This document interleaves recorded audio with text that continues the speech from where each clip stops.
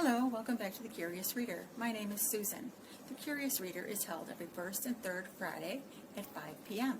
It's hosted by Anna and myself. This month we'll be talking about historical fiction.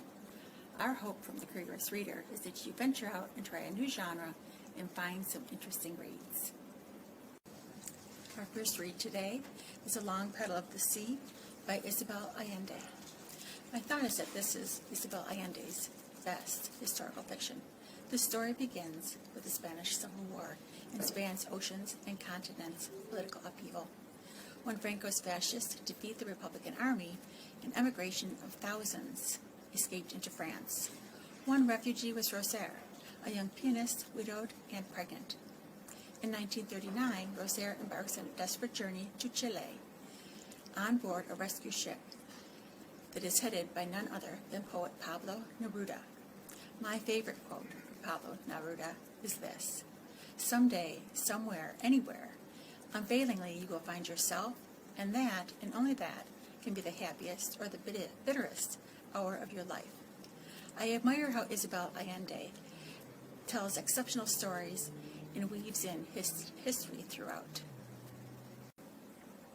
Our second title is The Shadow King by Maza Mengiste.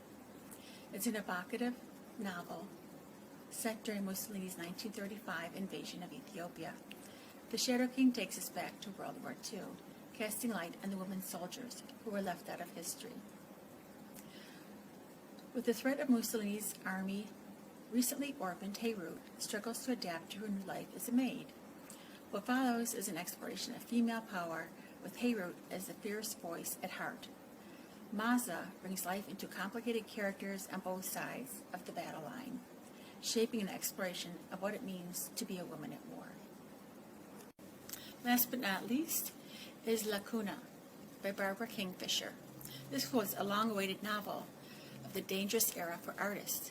King Salver takes us on a journey from Mexico City of artists like Diego Rivera and Frida Kahlo to the America of Pearl Harbor, FDR, and J. Edgar Hoover.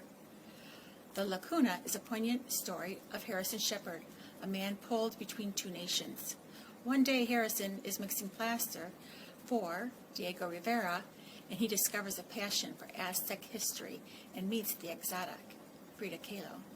With captivating characters, a vivid sense of place, and a clear grasp of how history and public opinion can shape a life, Lacuna is a rich and daring work of literature. I hope you enjoyed the shares today. As always, feel free to call the library at 252-7109 to reserve any of these items or ask us any questions. I want to let you know these come in different formats, and that will be listed below in the comments. Please feel free to add one of your favorite titles. Thank you. Have a great week and stay well.